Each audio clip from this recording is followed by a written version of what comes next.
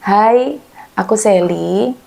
Aku tinggal di Yogyakarta dan di sini aku mau berbagi, aku mau sharing mengenai pengalaman aku tentang kehamilan, anak, dan keluarga. Simak ya.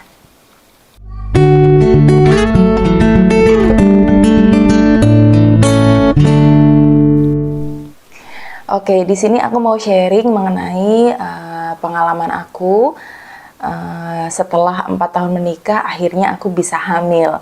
Mungkin pengalaman aku bisa jadi referensi untuk teman-teman yang pingin atau berencana punya momongan tapi sedang berusaha gitu ya.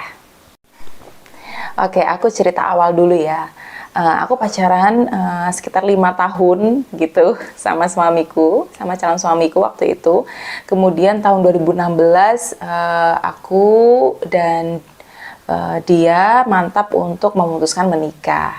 Kemudian sebenarnya kita tuh nggak ada target apapun, cuman layaknya pasangan suami istri gitu ya. Kami tidak menunda punya anak dan sebenarnya ya ingin segera punya anak gitu.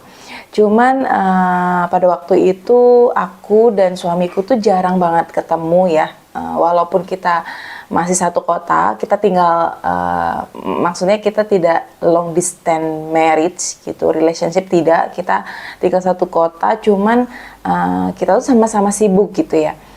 Suamiku sibuk, aku sibuk, jadi kita ketemunya hanya malam sebelum tidur dan pagi sebelum memulai aktivitas gitu.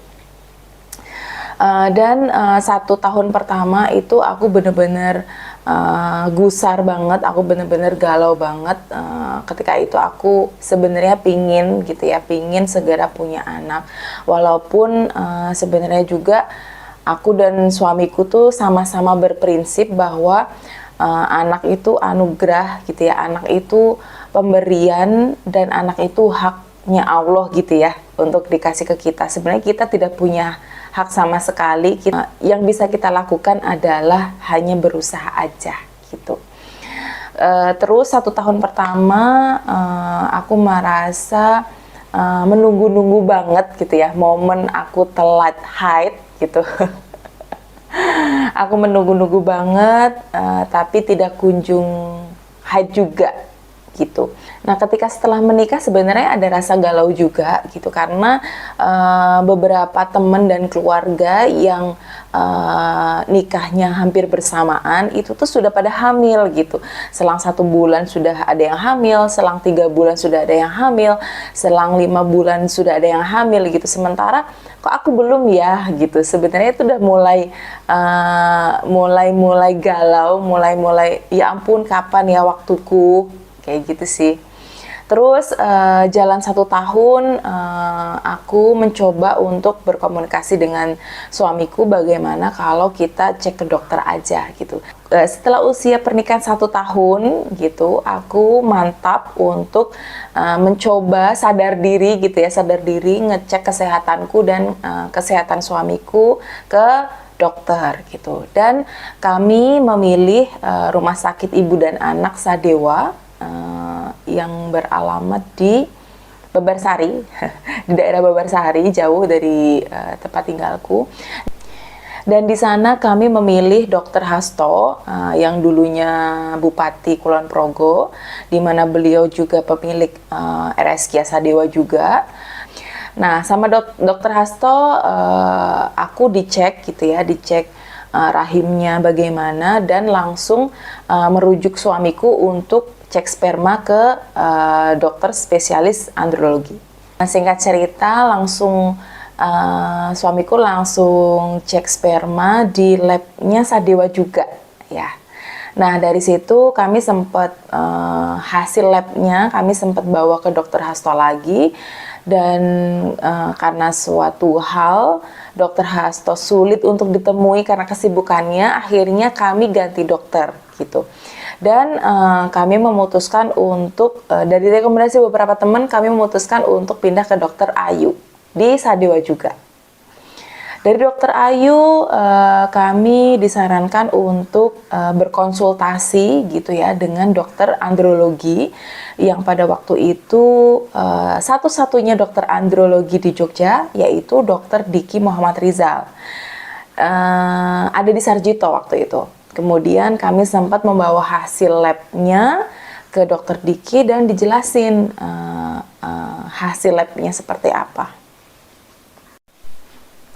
Oke, kemudian Dokter Diki menjelaskan bahwa hasil labnya itu diagnosanya adalah suamiku teratozospermia, yaitu jumlah spermanya banyak, hanya saja yang normal sedikit, hanya sekitar 5 atau 2%, aku sedikit lupa waktu itu. Jadi spermanya sudah mumpuni, sudah banyak, hanya saja yang normal hanya sedikit sekali, dan sisanya adalah abnormal begitu. Sebenarnya ini tidak ada masalah ya teman-teman. Jadi jangan khawatir untuk yang memiliki diagnosa sama teratozospermia. Saran Dokter Diki waktu itu kepada kami adalah untuk inseminasi, untuk melakukan inseminasi. Jadi Dokter Diki sempat mengatakan bahwa ketika ditunggu pembuahan alami gitu ya, pembuahan alami itu akan lama gitu. Beliau menyarankan untuk bagaimana kalau inseminasi aja gitu. Pun kita harus tahu bahwa peluang inseminasi itu juga tidak banyak gitu. Itu hanya sekitar 20 atau 30% keberhasilan gitu. Oke, lanjut setelah konsultasi dengan Dokter Diki, kami kembali lagi dengan Dokter Ayu. Jadi penting banget ketika program hamil dilakukan kolaborasi atau kerjasama gitu ya antar dokter gitu ya. Tidak hanya satu dokter spesialis obstetrik saja, tapi juga melibatkan beberapa dokter seperti dokter andrologi. Nah, ketika di Dokter Ayu, aku juga disarankan untuk cek HSG. Kemudian aku cek HSG, aman-aman aja. Yang pada waktu itu aku sempat takut ya, soalnya baca-baca dan pengalaman beberapa teman bilang kalau itu nyeri, itu bla bla bla, ternyata enggak, aman aja sih. Hasilnya kami bawa lagi ke Dokter Ayu dan alhamdulillah tidak ditemukan sesuatu yang membahayakan. Membahayakan di sini bisa seperti kanker, miom, kista gitu ya teman-teman ya. Dan di Dokter Ayu aku disarankan untuk diet karena waktu itu berat badanku sedikit berlebihan.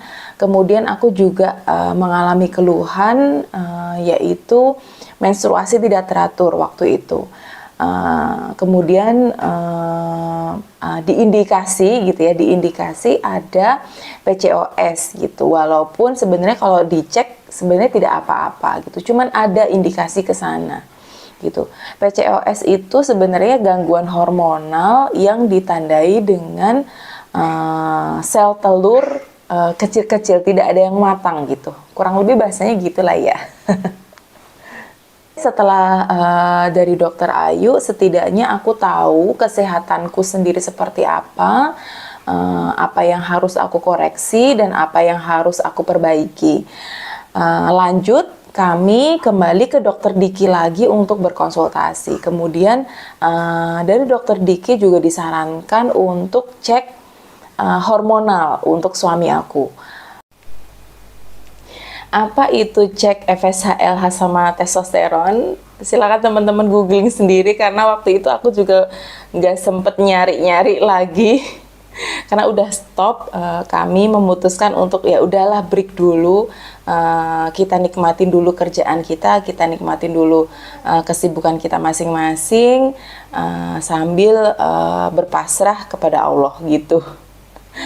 Kemudian hal yang bisa kami jaga adalah dari segi makanan, dari segi pola hidup, pola tidur, ya paling cuman itu sih.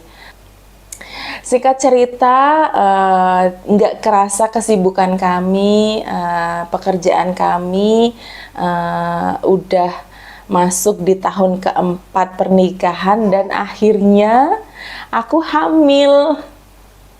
Itu momen-momen yang unpredictable banget tahun 2020 di saat pandemi. Akhirnya aku telat haid 5 hari dan aku beranikan diri untuk tes pack. Akhirnya garis 2 dan positif hamil. Nah, bagaimana tips-tipsnya waktu itu? Coba kita simak di video selanjutnya ya.